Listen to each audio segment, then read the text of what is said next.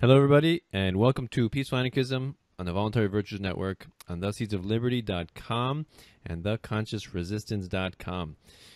Peaceful Anarchism is covered by the BIPCOT No-Gov license. This allows for reuse by anyone except for governments and the agents thereof. You can find out more information for that at bipcot.org. So today we have Jim Limber Davis coming in from Indiana, right? Yep, Indiana. Indiana. His main website is jimlimberdavis.com. His Facebook page is Liberty Defined. And he wrote 2 ebooks, Liberty Defined and Morality Defined. You can find him on Twitter at Jim Limber Davis, on Steemit under Jim Limber Davis. He keeps it consistent. And so today we're not going to talk about his books. We talked about his books in the past interviews. Today we're going to delve into the murky waters of a philosophical conversation. We're going to talk about self-ownership, basic definitions, and how it can be applied to practical life, everyday situations. Why is it relevant? Why do we need to talk about it? I certainly talk about it a lot, and so does he. So we may not see exactly eye to eye, but that's what these discussions are great for. We can iron these things out. So Jim, thanks a lot for coming back on the show. Oh, absolutely. I'm glad to help out. Yeah, no problem. So, yeah, let's start off with self-ownership, a basic definition. So how would you define self-ownership? Somebody comes up to you, you know, they never heard the liberty philosophy, and you mentioned self-ownership. How do you define it? Well, if I'm going to define it in a way that people can understand, something that they can take away in the moment and actually apply that to their everyday life, I'm going to say, in essence, in a nutshell, and this is a very crude way of putting it, and not very refined, it's going to be basically you homestead yourself. So long as you're refining your time, intellect, and labor to maintain your life and improve its quality, then you're in control and you own yourself. So in a nutshell, that's all it is. Yeah, so I remember you mentioning how, talking about a child, said that, like, you define the child as being the property of the parents, but right. You know, most people would look down on that definition, like, what, parents own their children? No, it's not true.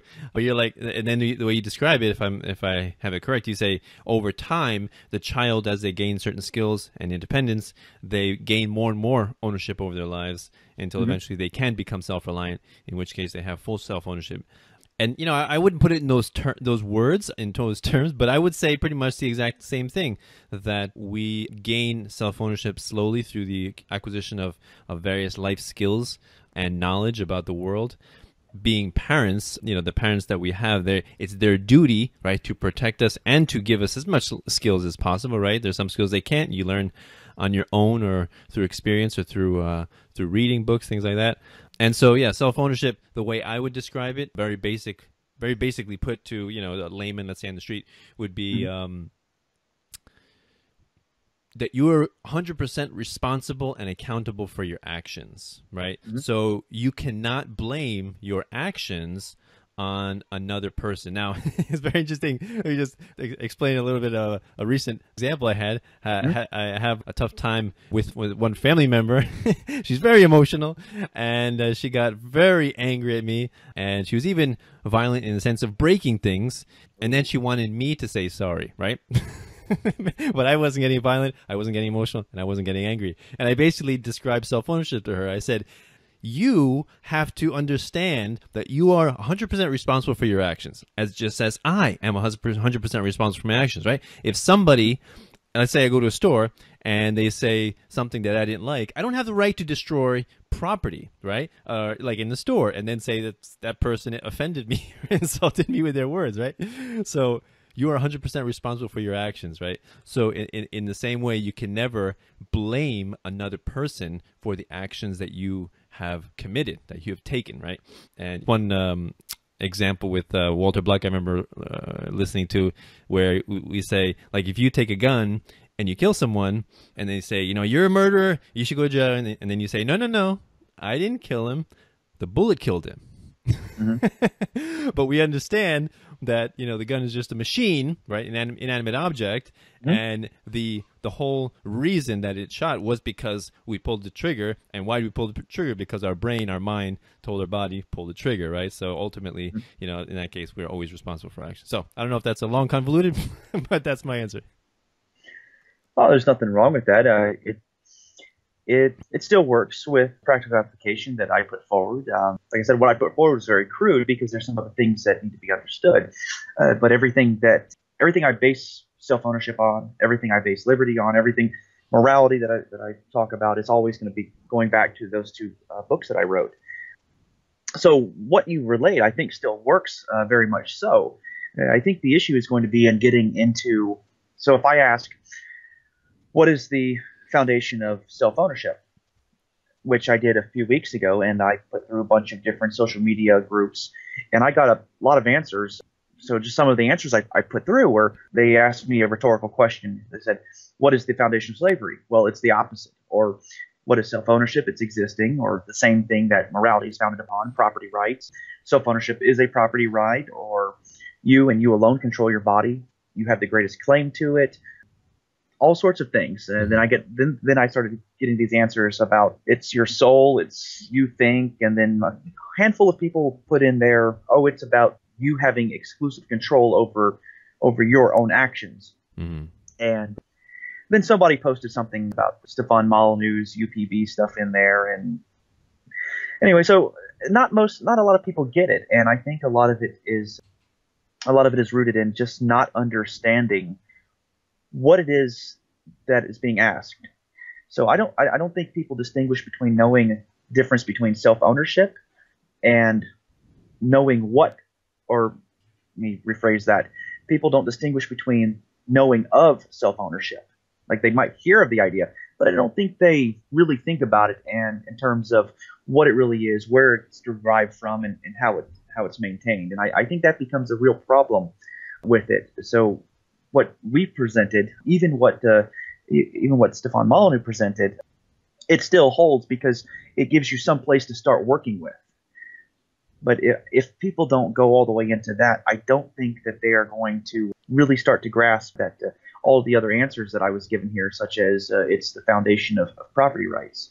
But if I were to expand upon what I had stated earlier, self-ownership is going to be the first boundary of interaction with other individuals. Basically, self-ownership applies to people who can invoke these concepts, who can understand these concepts and what their purpose is. And of course, their purpose, self-ownership, is to set that boundary so that other people know where they need to stop interacting with you at. That way you can avoid unnecessary transgressions and things like that. So if it might be perfectly fine for me to go up and put my arms on my significant other, but it would probably be really weird if I came up and just put my hand on your butt. It might make you a little uncomfortable. So we have to set those boundaries, and self-ownership is the first one. And then when you understand self-ownership being all about controlling yourself in the philosophical sense, and then maintaining that control by refining your time, your intellect, and labor to produce the real wealth necessary to satisfy sustenance, shelter, security, and happiness, so long as you are the sole provider for that, taking absolute responsibility, like you were saying, then it ends up being, you can translate that into a further concept, getting into morality and the non-aggression principle and a further boundary. So that's where I would have taken it if I were to have written a book just on self-ownership alone. All right. I I had a debate with this guy, Todd Lewis. I don't know if you heard it. He's a Christian distributist, he described himself as, and I didn't really know what that was before I talked to him. But one of the things that he had issue with regarding self-ownership was, he says all these libertarians and anarcho-capitalists or anarchists say that they own themselves. And he's like, that's impossible, because ownership is, if you own a chair, you're not the chair, you own the chair. And you can break the chair, you can give it away, you can do whatever you want with it, but you're not the chair. And so if you say you own your body, how do you separate the mind from the body?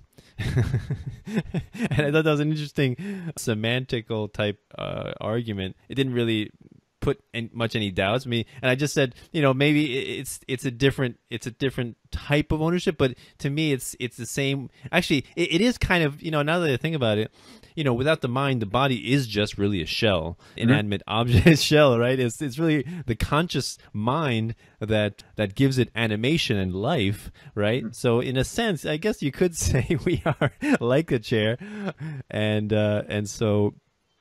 But still, still, I still maintain self-ownership. I still think it's a valid concept, and from which property rights and voluntarism stems from. So, and that's the real foundation for the entire philosophy in the way I look at it.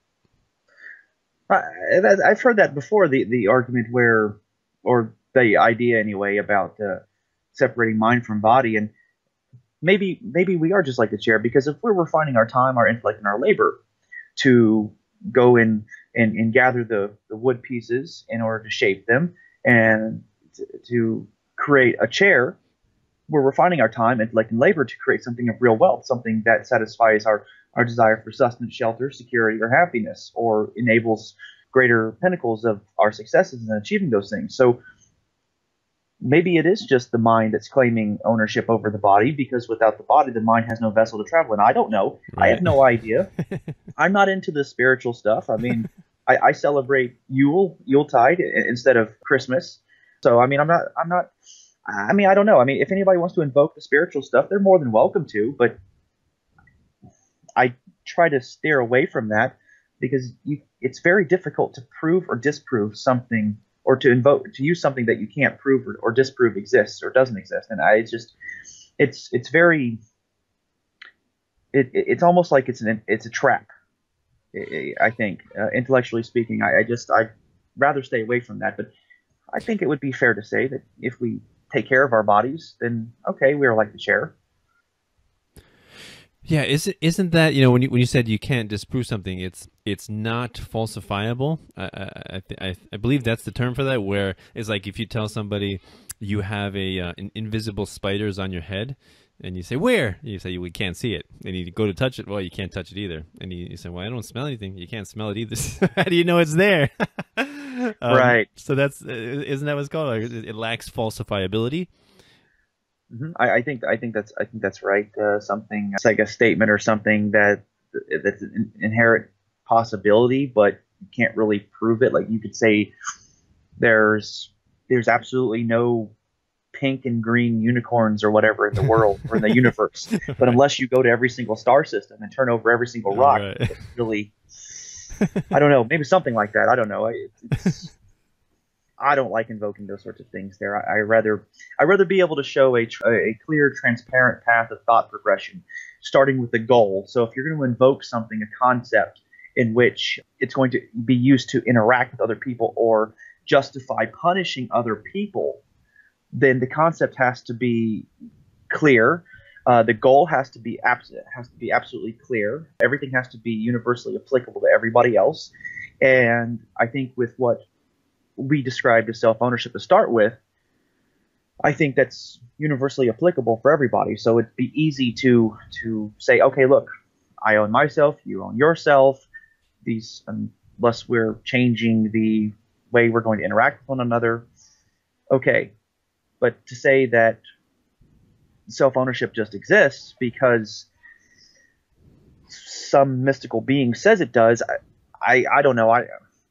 I want to know why it does. I don't want to just accept it for what it is. And that's something that really gets to me, where a lot of people will say things like, it's self-ownership is axiomatic, it's self-evident, or it's just inherent. And then I ask them, I say, okay, well, why is it axiomatic and inherent and self-evident? And then I go and I'll look these words up, and okay, axiomatic, it means, according to dictionary.com, it'll say something like it's inherent or it's self-evident. Oh, okay, well, what do those words mean? It just exists because it exists in there, or it doesn't need proof of being in existence. All you have to do is look and you can see the proof. But if we all owned ourselves and all we had to do was look, and it's that obvious, well, then why is there government ruling over everybody else if it was that obvious? And I don't like I don't like that approach too much, where people get into that, and then they end up invoking the spiritual stuff. I have no problem if people want to invoke that stuff for their own thing, so long as it doesn't interfere in my life, negatively or positively. And that's the killer. I'll tell people that, and they'll just, what do you mean, or positively? I thought you want good stuff to happen. Yeah, I do. But if the good stuff happens into my life because somebody invoked something that can't be proven or disproven, then that gives them wiggle room, the grounds to invoke something that I don't want to have happen in my life. So I'd rather not go that route at all with explaining something that I think should be universally applicable to everybody. And we were talking before we started the recording about the character that I have on my profile a lot of times. Well, that's Tom Baker, the Fourth Doctor, and one of my favorite things that was said in an episode was that he says, to the rational mind, nothing is inexplicable, only unexplained. And I have never forgotten that. I keep that around. So when I ask these people if something is, why is it axiomatic? Why is it inherent? Why is it self-evident? Why is it any of these things? Most of the time, people they either get mad and tell me to expletive off, or they go read a book, or they'll cite natural law, and then it's something that can't be proven, which is something that I'll get into on my own channels and pages about breaking that down. But yeah, no, having a clear goal, a transparent path of thought progression from the goal all the way to the means makes everything so much easier. I think that way, if you know what the goal is, then you can set parameters to invoke, in which case you can use those parameters to define your means. And if your means violate or don't work within the parameters that you create and end up being inconsistent with the goal, then you know what you have to do. You have to change the means. But if you don't have that clear foundation of what self-ownership is, then which then I will argue leads to the creation and enactment of morality, the non-aggression principle being the neutral base of that, leading to non-aggression as your neutral base, morality as your positive, and immorality as your negative, then you can't create a clearly defined set of parameters and means in order to employ. And then everybody starts doing all sorts of crazy stuff, like invoking a social contract, and then they start invoking government, and then everybody's in everybody's spaces, and then it's just hostility all around, and that's terrible. You remind me of a common scenario that people give to me when I talk about self-ownership and the possibility of a voluntary society, and they say, well, so you say everyone has self-ownership and everyone's 100% accountable and responsible for their lives.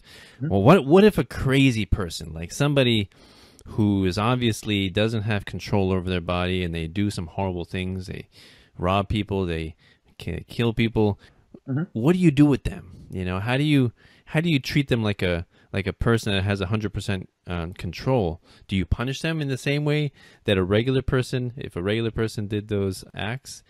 And I'd like to tell people that these concepts are just that. They're concepts, they're principles, they're guidelines for life, and I think they're not intended to give a clear-cut black and white answer to every single possible human situation that we can find ourselves in. And it's kind of funny that statists often require that we do give them every single possible detail of how it would work, and yet so much of the reality goes, they're ignorant of so much of what goes on today. But they want to know, how would a voluntary society deal with somebody like that? And sometimes, I can give them my answer, but sometimes I like to say, you know what? I don't know. Let's figure it out.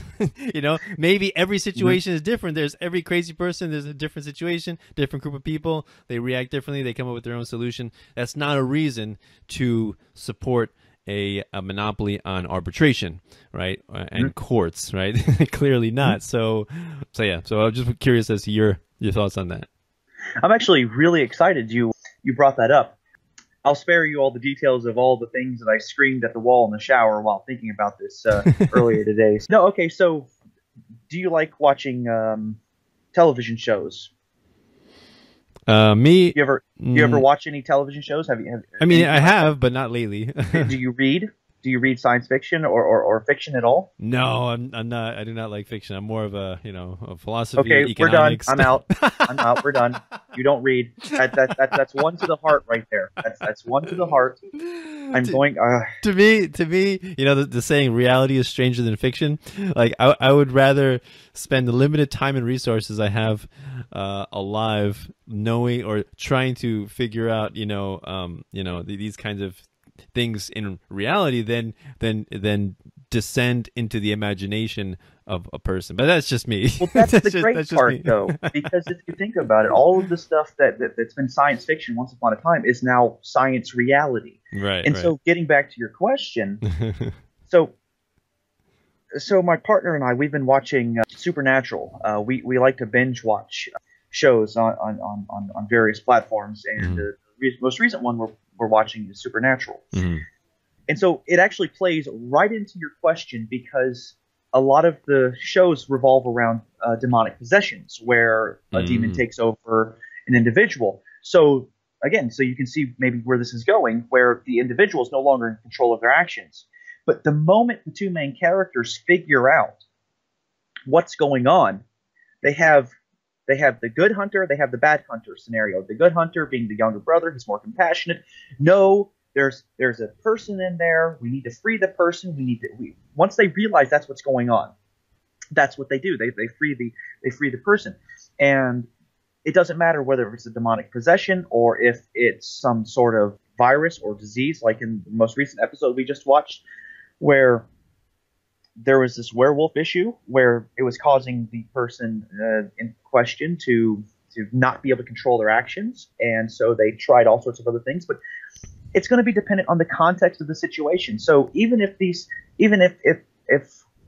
just because and what was that? There was I think it was Arthur C. Clarke or somebody said something about magic is just science we don't understand yet, or something like that.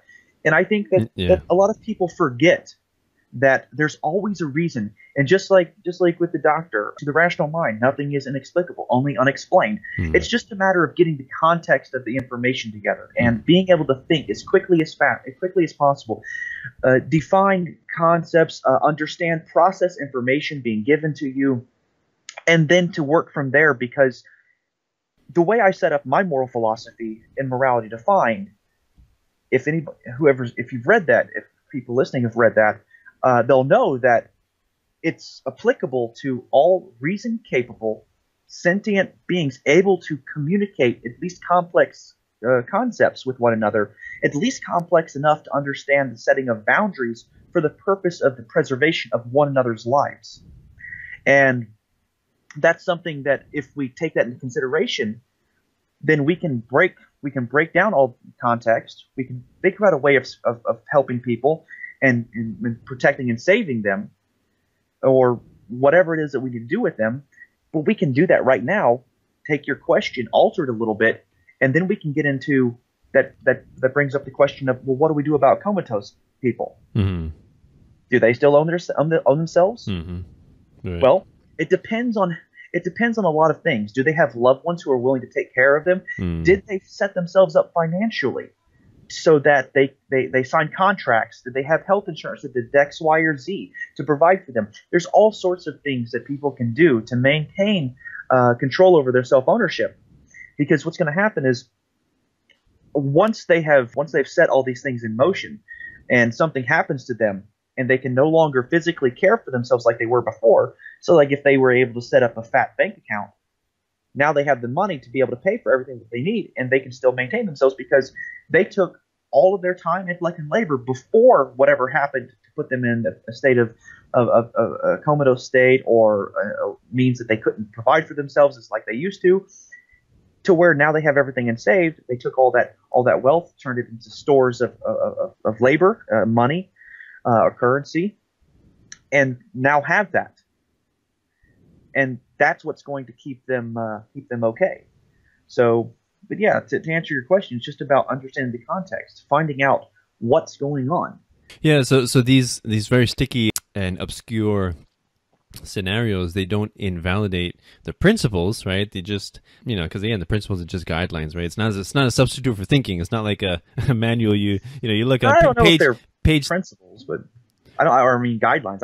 I don't know if they would be guidelines per se, but okay. I mean, I see where you're going with it, though. Yeah. It's actually the same way I describe parenting and peaceful parenting. I say, I'm not telling you how to parent.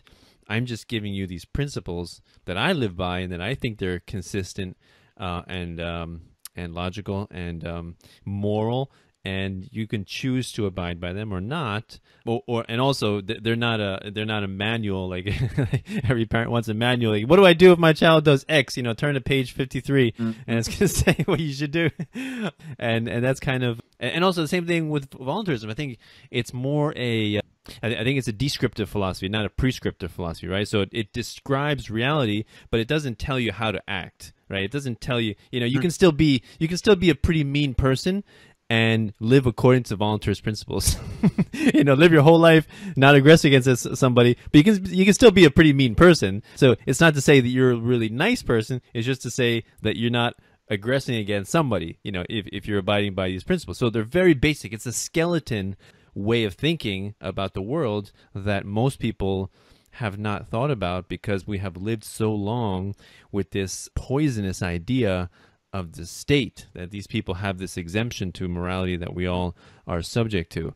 So yeah, so that's kind of the way I describe voluntarism. It's not a manual of how to act, how to live your life. We're not telling you how to live. We're just saying, don't do these things. Very basic things, Yeah, okay. All right, that makes sense. I mean, it's not a manual. That I definitely agree with. I don't think I wouldn't say it's I wouldn't call it as loose as something as guidelines would come across, but I do understand the point. It makes sense because we all have a canvas to paint on. We all get a canvas. Some of us get a bigger canvas than others, depending on whatever genetic codes dealt us certain hands to play with or whatever, but how we paint that canvas is the difference. But you said something about people being mean and still living by the voluntary philosophy, and that's interesting. So that came up, that comes up a lot with people, and it's a very either or scenario, I think, where people start talking about this, and then they get into this. Well, if you're not doing this, then you're immoral, or if you're not doing that, then or if you're doing this, then you're moral, but if you're doing that, you're immoral. And a lot of people take things to be mean or immoral when they're not really mean or immoral. They're just amoral. Right. Yeah. And I think it's very difficult to get people out of that mindset. I mean, everybody struggles with this because it's having to deprogram yourself from what you were taught as a kid. Unless you were lucky and you were one of Danilo's kids, you're not going to be, or my daughter, but she's 12 and sassy. So, but in order to break that programming, it's very difficult, and a lot of people get stuck in this either or concept, and that's the thing with the non-aggression principle. A lot of people start, well, how do you handle this? How do you handle that? I have this trouble with my partner sometimes where she gets into the mindset of, well, we've got to do something about it. We got to save these people. We can't. And I tell her it's a really crappy world sometimes because people don't make the time to do what is absolutely necessary before they start with the hostilities. They don't make the time to sit down and talk and hash out ideas. They don't want to be bothered with that. So then hostility ends up being the answer. So people never realize that the non-aggression principle is your neutral foundation of all morality, at least as I lay it out in my philosophy. And then anything that protects life but not necessarily promotes it ends up falling under the non-aggression, the neutral foundation there. And then comes all the bad stuff. So if you do something that intentionally is meant to hurt life, at least the life that this code is supposed to be applicable to, then it's immoral. But if you do anything to promote it, it's moral. And then you have morality is what all of these concepts are, but then you have it's moral, positive, then non-aggression, neutral, and then immoral is the negative. And I think a lot of people miss that that middle point there, and everything ends up being that either or scenario, which is really difficult, especially when going all the way back to the self-ownership there. People are just, well, then somebody should help me pay my bills, or somebody should help me fend me off from these wolves, or somebody should help stop this robber. No, if you're gonna make somebody responsible for that, then you basically enslave them to helping other people. Society with that moral code then is enslaved to itself, because now they have to take care of everybody. And I don't think people have looked at that enough. I just don't think people have taken enough time for that. And then you brought up the owning your children, and this plays right into that, where how many resources does it take to raise a child? Lots of resources. So the child absolutely needs to be recognized as property of the parent, because mom and dad refined their time, intellect, and labor making the beast with two backs, somewhere, whether it was in the back of their car or in a cheap motel. They did that and brought us into the world. Then they were kind enough, in order to invest their time, intellect, and labor to provide for us, to give us all these resources, because I would argue up until we're about possibly 4 to 8 years old, where most of us are going to be absolutely dependent on someone to take care of us. We can't do anything. Now, I say 4 to 8 years old because most of us, unless this was, say, 150 years ago out on a farm in the Midwest somewhere, or wherever in the world, where 5-year-olds, they were up at 5 and 6 o'clock in the morning with mom and dad out there taking care of chickens and cows and stuff like that. And then the older they got, it depends on how you work with your kids, I think, and teach them these skills.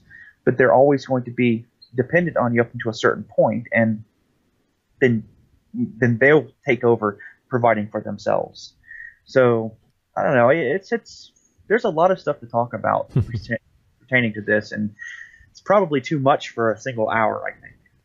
Yeah, probably. But one thing you did remind me of is a recent conversation with a family member who does listen to occasionally my interviews and and read my articles, and she said, Danilo, all you talk about is philosophy and theoretical stuff and morality. Oh, you're so boring. Oh.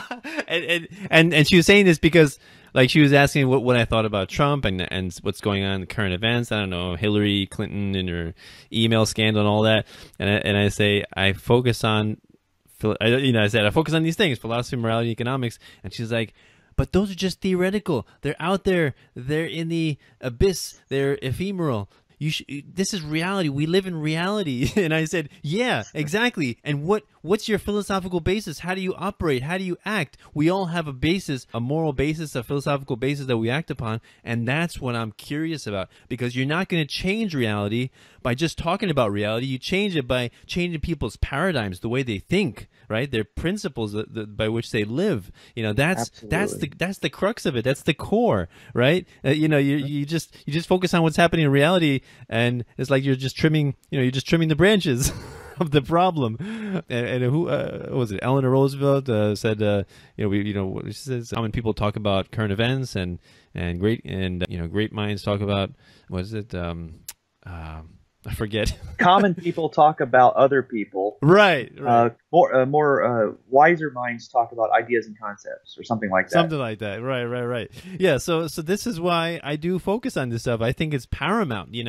If you don't understand, you have all these problems in your life, and you're like, why do I have all these problems? All right, let's figure out, what is your morality? What are your principles? What do you live by? What do you feel passionate about? That's what I want to know. That's what's important to me. Maybe these people just want to have their lives be like a special victims unit episode, where it's like, well, we got to figure out why he did this. Well, there's my moral code. This is exactly why I did it. Yeah. Problem solved.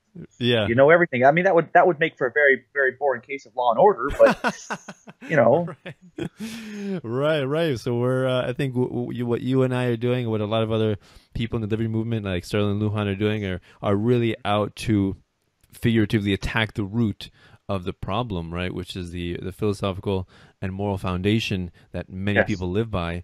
And one other thing that you reminded me of when you're talking about amoral actions is the thought experiment of, if you're walking past a lake and you see somebody drowning and you keep going, is that an immoral act, right? And I think most people would say, yes, that's an immoral act, right? And we would say, no, that's amoral. You don't have any obligation to act, right? Or if you see somebody being mugged, do you have an obligation to intervene? Not necessarily, right? You're not being immoral. You are being kind of, let's say you have time in the day and you could do something. You're being kind of a jerk if you don't try to help, but you're not really being an immoral person, being that you could be punished. Immorality Right. being theft, assault, rape, and murder. You could be punished for walking by. No, that would be ridiculous. Yeah, well, I lay that case out. The same scenario, just in my book, I lay it out, but I do it with a stranded motorist on the side of the road instead of someone drowning. Less dramatic, but okay, we'll go with the dramatic part.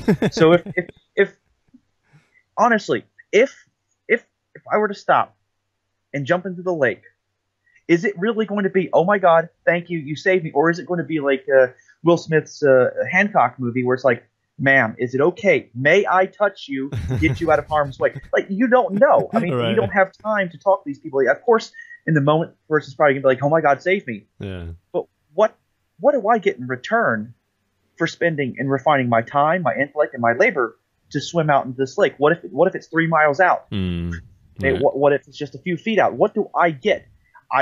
This person would be indebted to me for whatever we agree upon. But most people would say, no, you sick expletive, you don't get anything. It's your moral obligation. Oh, whoa, whoa, whoa, whoa, whoa. You just enslaved me to go around being a superhero. Right. Now, if that's the case, then by that logic, law enforcement should do this without getting paid. I'm just Exactly. saying, if their job is to serve and protect the common people, then they should do that without getting paid. So where's the clarity of the goal needing to be achieved? Where's the parameters set in order to which to derive a means in order to achieve that goal? Where is that? And this is it's crazy that people don't understand this. So I've been a trainer and a teacher for a long time. I've been teaching stuff since I was 16 and 17 years old. Various things, everything from simple martial arts when I was younger, all the way to kitchen management and training, and now with the warehouse job that I have. One of the things I bring up to people, I ask them, I say, "Who here was ready for a math test?" And most people are like, "What? We're just here to learn how to drive a forklift." Okay, well, what's the square root of 16? And most people will tell me, it's 4. And then they're like, okay, that was easy. Why? Why is the square root of 16 4? And then if you don't understand the foundation of the multiplication division used to make that so, then you have an issue. It's easy to punch numbers into a calculator, but if you don't understand the process, we have an issue. It's like, okay, so how many people learned multiplication and division? How many people learned that by memorizing the facts? Or did the teacher stop and tell you, like, well, if you have 3 times 6 and you're going to get 18 out of that, how many people understand that it's 3 groups of 6 singles, that you can break those 6 singles apart and count them up and get your answer? How many people understand that? Then how many people understand, and I'll ask these people, I'll say, well, what do you need to know before multiplication and division? And this, okay, addition and subtraction. Well, how many people understand that multiplication and division is just a faster way to add and subtract much bigger quantities? How many people understand that? And then how many people, I will ask them, I say, well, why do we add and subtract? Well, I will say, what do you need to know before you add and subtract? And they'll say, okay, counting. Okay, so what do we need to know before counting? Your numbers, how to label your numbers. Now, this seems very simple to a lot of people and pretty absurd, but here's where it gets really interesting. Why do we label quantities? Why do we do that? It's all about organization. Why do we organize? To control. And we need to control certain things in order to do what? Maintain and improve the quality of our lives. Why is this? Why does this make sense? And why does this apply to pretty much everything that we do? Because it's about maintaining and improving the quality of our lives, whether it be the purpose of going the speed limit on certain roads, whether it be using 3 points of contact when climbing up and down ladders, whether it be using a seatbelt, what's the purpose of a seatbelt, or setting out your moral foundation or your moral code with a clear goal and a transparent path of thought progression from how you're going to get from where you're at now to achieve that goal. And a lot of people don't understand to break that down. So then when you go all the way back to the self-ownership issue, people are just like, well, it's just inherent. It's like, nope. I need more than that. I want to understand. And that probably just got way off the topic, but no problem. Yeah. So you mentioned that, that you're not satisfied with that answer, that it's self-evident, that it's natural law, that it's inherent. So I don't know if you did say, did you say what are you looking to hear? Like what is your idea that would satisfy that question, that instead of saying self-evident or natural law? Well, natural law is something that, like I said, I was going to get into, and I'm going to actually break that down and why I disagree with the majority of what natural law is being promoted out there at another time. But natural law, and most of the time, seems to invoke something that cannot be proven or disproven. Usually, it resides on something like some spiritual thing. Oh, right. Okay. If anybody's going to invoke that, then basically you're invoking obedience to something that we can't prove or disprove, which then gives somebody who has a real silver tongue the ability to control the masses. And when people don't understand how to break down concepts, like I did with understanding the importance of mathematics, then it becomes a problem. Inherent, self-evident, axiomatic. I'm not satisfied with those mainly because it says an axiom would be something like it's a self-evident truth that requires no proof. Well, or a universally accepted principle. Okay, well, if it's a self-evident truth that requires no proof, why doesn't it require proof? What's the purpose? Well, the purpose ends up being something along the lines of because this God said so, or that's just the way things are. But if it ends up being something that's universally accepted, well, we own ourselves, but we don't own ourselves. How is it that if we can own ourselves, but we don't fully own ourselves because a majority of people can come in and just say, give us this money, we're going to collectively pool resources to create infrastructure and education, whether you like it or not. You don't have kids, don't care, put your money in the pot. I mean, there's so much room there, so much inconsistency. So if I own myself, who has the right to come to me and say, you have to do this? So majority, there's no clarity in the foundation of where that comes from, which is why I like the idea that you presented, because it meshes really well with what I said, which is probably somebody's going to come up with, oh, that's some sort of logical fallacy, I'm sure. But if we say, okay, well, I'm responsible for all of my actions. I refine my time, my intellect, and labor for it. Okay, now we have the homesteading example. We have the homesteading method here. Okay, at least I'm not infringing upon anybody else's ability to not do this for themselves. And I'm definitely not saying somebody else has to come up and do something for me. I'm doing everything for myself. So I want that. I want everything to be perfectly clear. I don't want to leave any room open for interpretation where somebody can come in and sneak in and play linguistical ninja tricks with the way things work. And that's really what's happened with the federal government in the last 150 years since Lincoln's immoral and absolutely unnecessary war. Yeah, yes. So one thing that you reminded me of was another way to describe voluntarism, besides the self-ownership and property rights and non-aggression, another way was, well, don't hit and don't steal. There's a basic way to describe voluntarism. And then another even more vague way than that is to say, do what you want and accept the consequences. And I think that kind of pleasantly sums it up. And when someone says to you, like, it's natural law, it's self-evident, it's axiomatic, or somebody says, I didn't sign the non-aggression principle, the same way we say, I didn't sign the social contract or the Constitution. They say, I didn't sign the non-aggression principle, so why do I have to abide by it? And the answer is, you don't. You really don't. You do what you want, really, but accept the consequences. That's it. If your actions warrant reprisal and anger and hostility from other people, then you should accept it. Right. And I tell people, I say, okay, well, somebody will tell me, well, I don't have to follow the non-aggression principle. I say, okay, that's fine. You don't have to follow that. But let me ask you this. Do you place value on your life? Right. So if you came up to me and said, I don't care about the non-aggression principle, now I'm going to ask you, do you place value on your life? Well, do you, punk? So, Mr. Danilo, do you place value on your life? Most definitely. Okay. Now, I have placed value on my life. I would like the value that I placed on my life respected. And I'm sure that you want the value you've placed on your life respected. Well, if you want me to respect the value you place on your life, I definitely want you to respect the value that I placed on my life. So I'm not going to do anything to infringe upon that, and I'm going to communicate with you as to the best of my ability to avoid any unnatural or unnecessary hostility between the two of us, because I don't want any conflict with you. Mm-hmm. Would you agree that that's okay? Are you okay with that? Yeah, definitely. That's the non-aggression principle. Yeah, and That's it. I guess another way you can put it is that it's a universalizable concept. We can't all rob each other, rape each other, kill each other, but we can all be non-aggressive toward each other.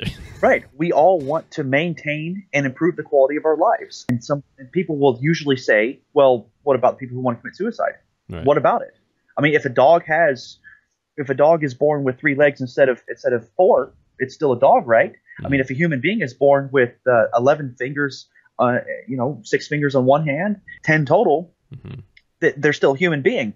Well, we're logical creatures. Our main asset is our ability to think. It's our cognitive abilities. When somebody is wanting to commit suicide, they're more likely than not depressed or something. They're doing whatever is necessary that they can fathom and understand and think through clearly all the way to stop whatever pain it is. And if that pain is to commit suicide, to end it, that's the only clear path they have they can understand.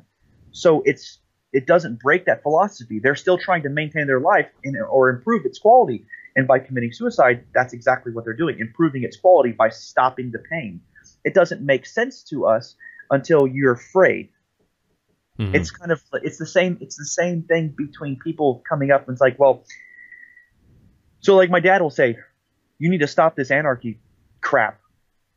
Stop being so idealistic. just be quiet and pay your taxes and you won't have trouble. Wait a minute. So he knows that the government has a problem, mm-hmm. but he doesn't want to stand up and address the actual issue there, which is the violence inherent in the system. It's the unspoken violence that's always the underlying violence that's always there, because if we don't obey, they pull the gun on us and take us to jail, mm-hmm. if we're lucky. And that's something that everybody wants to maintain their lives. Everybody wants that. People are going to end up abiding by the non-aggression principle regardless, unless they're in some state of duress or despair. Mm-hmm. Yeah. It's very interesting when people say, call anarchists, utopian, idealistic, or even worse, you're a threat to society. The supreme irony is the state is calling the anarchist a threat to society. Yeah, I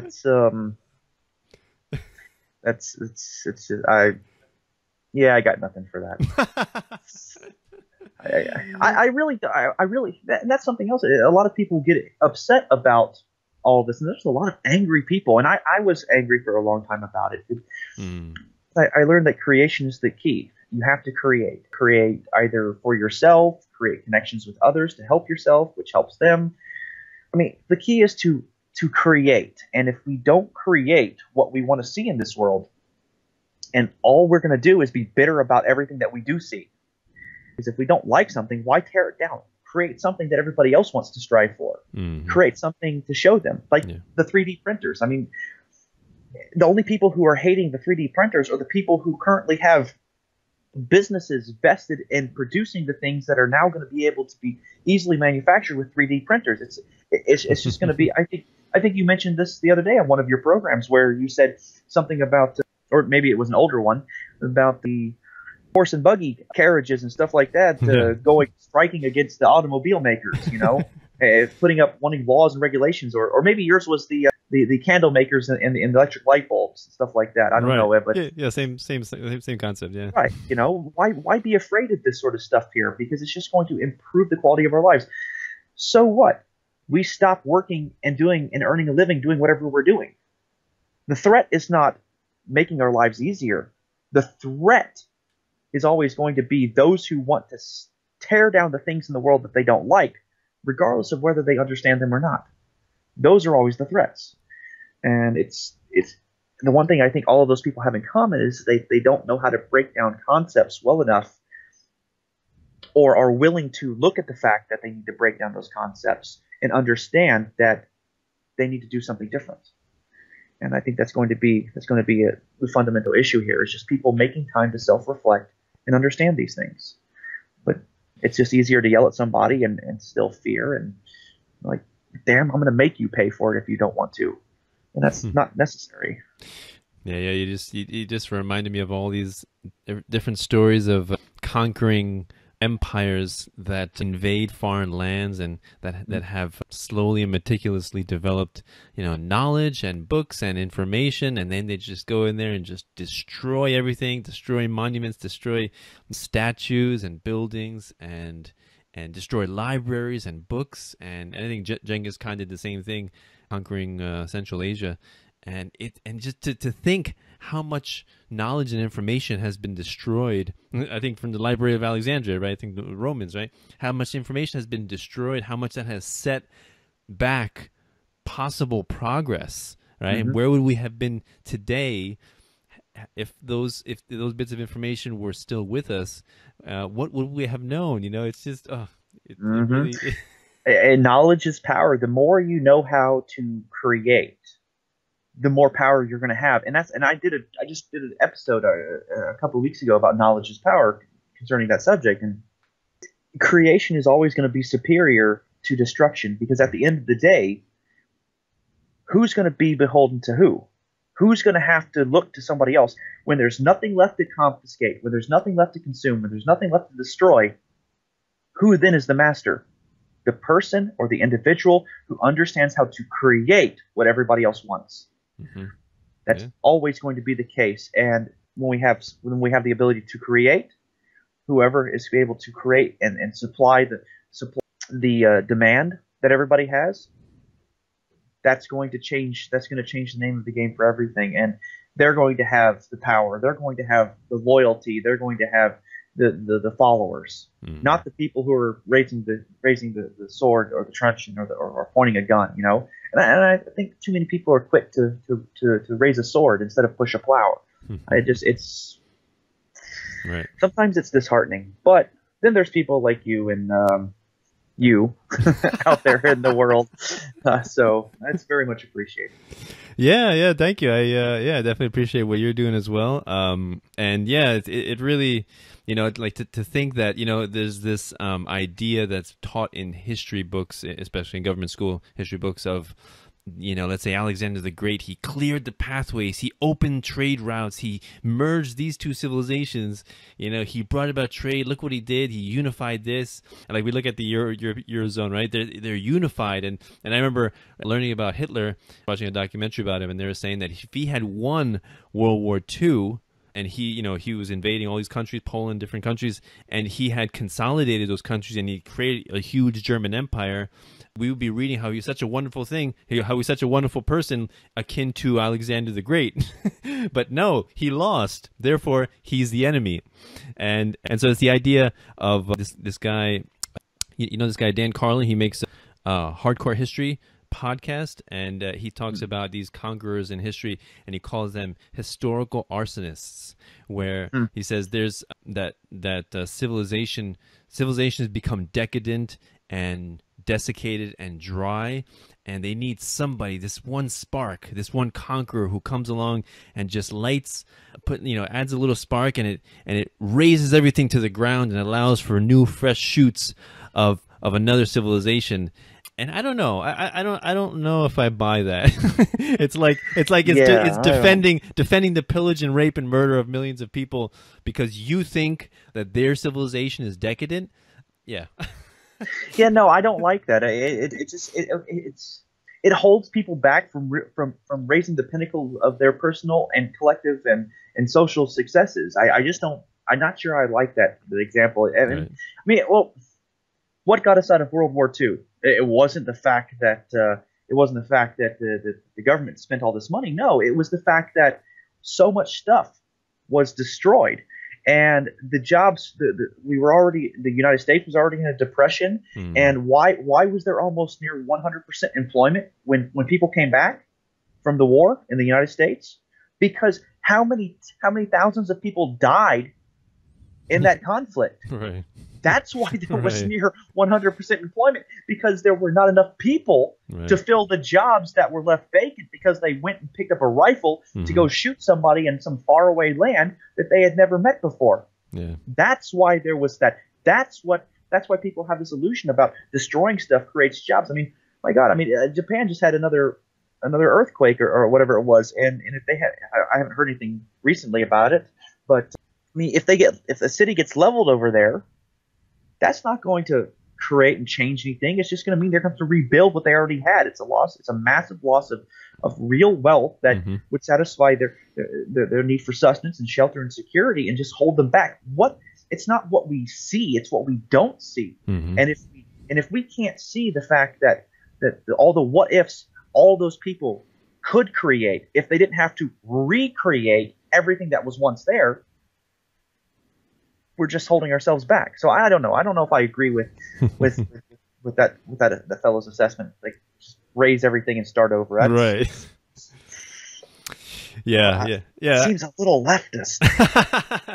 Yeah, I mean, he's a very interesting historian. He does awesome podcasts, but yeah, he does have a little bit of a status bent to it. But yeah, so it is good food for food. Right? Say again. We all start somewhere, right? Right. It's food for thought. But yeah, wonderful conversation. Jim, we will continue this again. I think for our next talk, we're thinking about talking about peace and why focusing on that and encouraging that is important.